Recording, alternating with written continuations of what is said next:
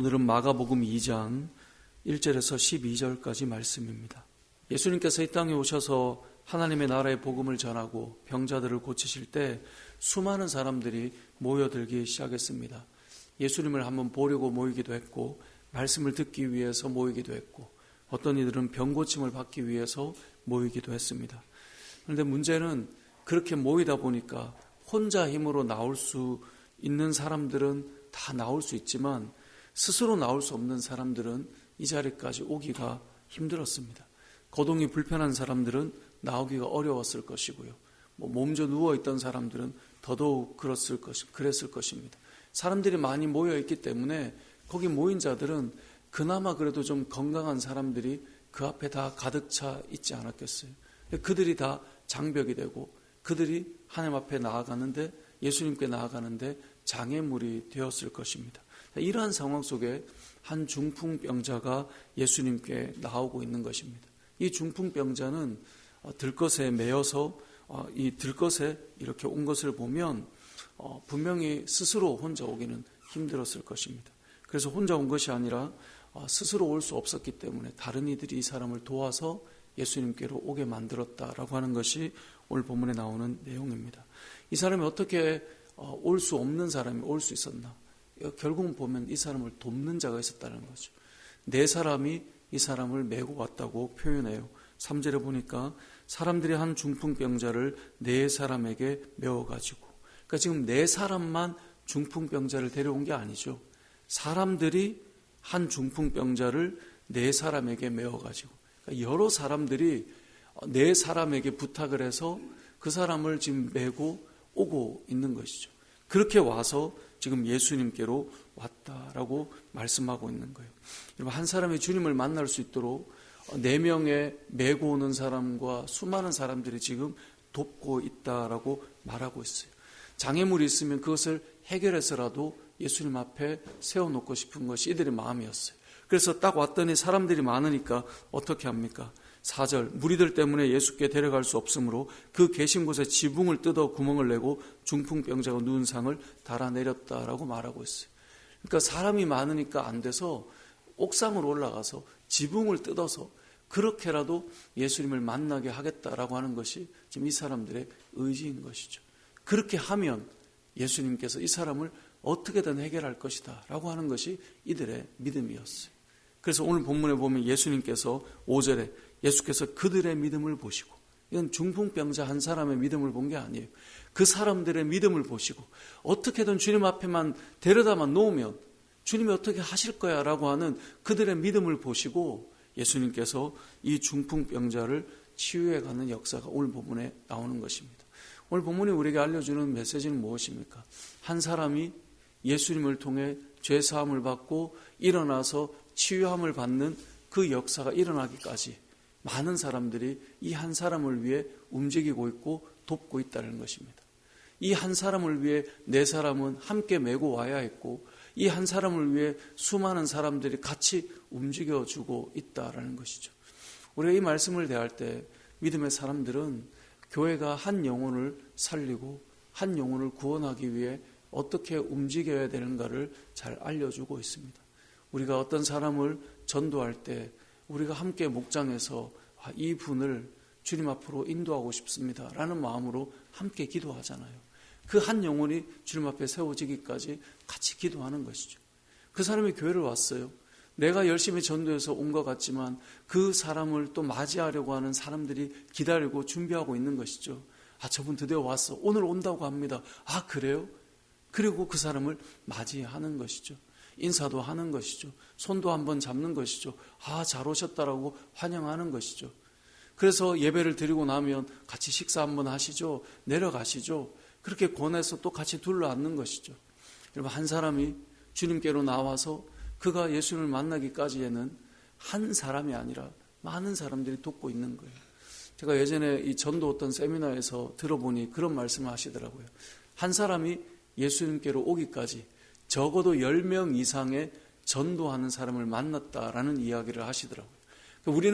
우리가 전도했을 때 목사님 그분 온대요. 너무 기쁘죠. 그런데 이미 내가 그 사람에게 복음을 전해서 그 사람이 오겠다 하기 전까지 수많은 누군가의 복음 전하는 일들이 있었던 것이죠. 그래서 오고 나면 그런 얘기를 많이 해요. 내가 교회에 나오기까지 어떤 분이 나를 위해 기도하고 있고 우리 형제 중에도 나를 위해 기도하고 있고 이런 이야기들을 하죠. 그때 친구가 교회 가자 했는데 그때는 안 갔는데 이번에 제가 마음을 먹고 오게 됐습니다.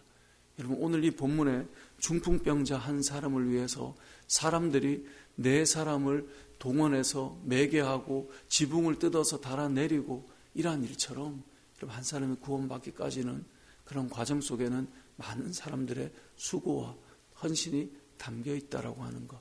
그리고 이들의 마음에 예수님께로만 인도하면 예수님께서 어떻게든 그 사람을 회복시키시고 치유할 것이다라고 하는 그 믿음으로 가는 것입니다. 이 데려오는 것까지는 우리가 최선을 다해 노력하지만 그 다음은 하나님이 하실 일이라는 것을 그냥 믿고 가는 것이죠. 사람이 어떻게 그 사람의 마음을 만지고 움직이고 다 하겠어요. 하나님께서 하실 것을 믿고 가는 것이죠. 그래서 이들의 믿음을 보셨다라고 하는 것. 그래서 우리가 이 말씀을 가지고 첫 번째로 우리가 한 영혼이 주님 앞에서 치유되기까지 많은 사람이 필요했다라는 것. 저와 여러분이 한 영혼을 위해서, 우리가 한 사람의 구원을 위해서, 한 사람이 교회에 정착하기까지, 한 사람이 예수님을 만나기까지 우리의 수고와 헌신이, 모두의 수고와 헌신이 필요하다라고 하는 것을 우리가 보게 되는 것이죠.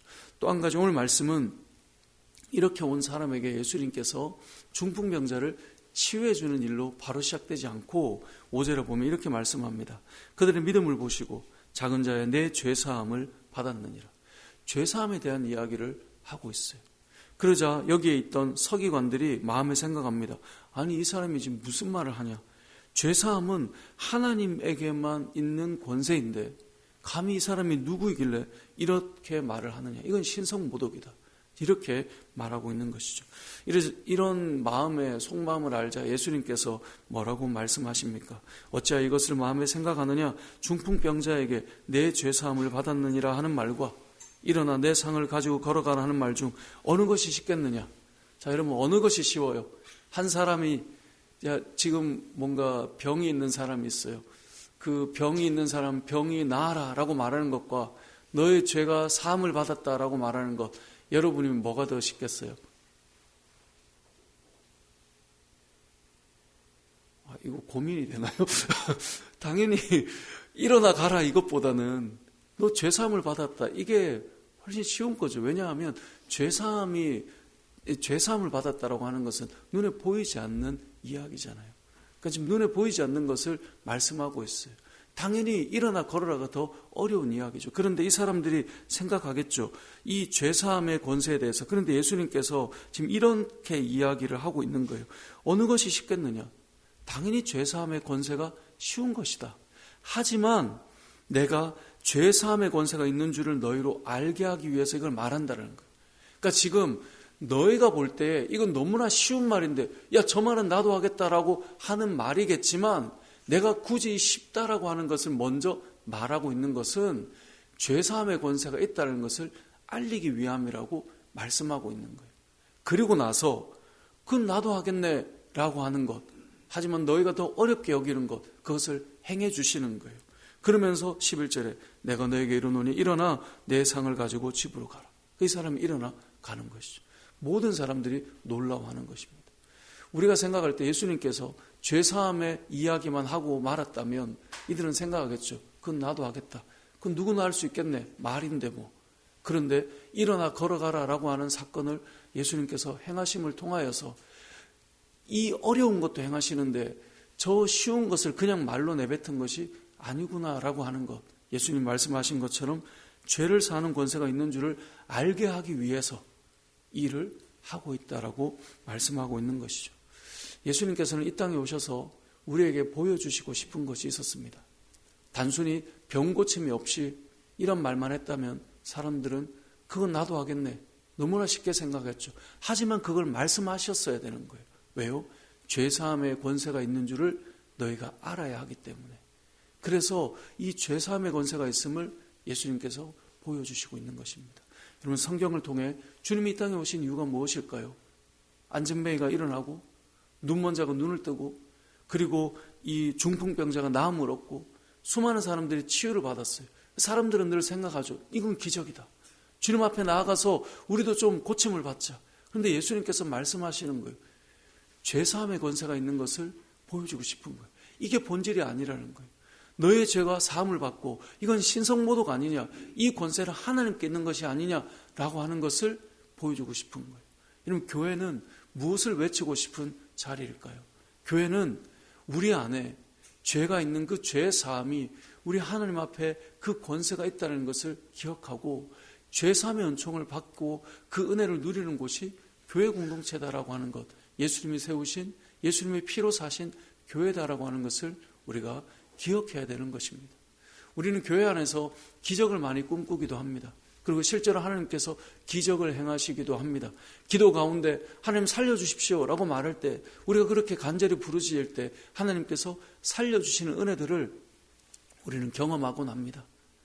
그런데 그것이 본질이 아니라 우리에게서 하나님께서 알고 깨닫고 경험하기를 원하는 것은 우리의 영혼을 구원하시는, 우리의 죄를 사하시는 하나님을 만나기를 원하는 그 본질이 이 안에 있다라고 하는 것을 말씀해 주고 싶은 것이죠. 말씀을 정리해 보겠습니다. 오늘 본문을 통해 우리는 크게 두 가지를 기억했으면 좋겠는데요. 하나는 한 사람이 주님 앞에 나와 치유함을 받기까지 많은 사람들이 움직이고 있다라고 하는 것. 이건 이 시대도 동일하다라는 것이고, 여러분, 그래서 우리가 목장으로 모여서 함께 기도하고 또 그 영혼을 위해 또 간구하고, 또 어떤 사람은 맞이하러 가고, 또 어떤 사람은 그 사람을 모시러 가고, 그렇게 해서 한 사람이 세워져 간다는 것, 또 어떤 사람이 세워지기까지 긴 과정이 필요하다는 것, 그것을 우리가 기억했으면 좋겠고요. 또 한 가지는 교회는 기적을 꿈꾸고 왔지만 결국은 죄사함의 은총이 있어야 되는 곳이다. 우리의 영혼을 구원하실 하나님을 만나는 곳이다 라고 하는 것이 교회라는 사실을 우리가 기억하셔서, 우리가 본질이 무엇인지를 잃어버리면 비본질로 모든 것을 결정할 때가 많지만, 우리 교회 공동체에서 우리가 예수님을 만나고 죄사함의 은혜를 입고 구원의 소망을 가지고 나아가는 귀한 믿음의 교회 공동체로 세워져가는 그런 은혜가 있으시길 주님의 이름으로 축복합니다. 아멘.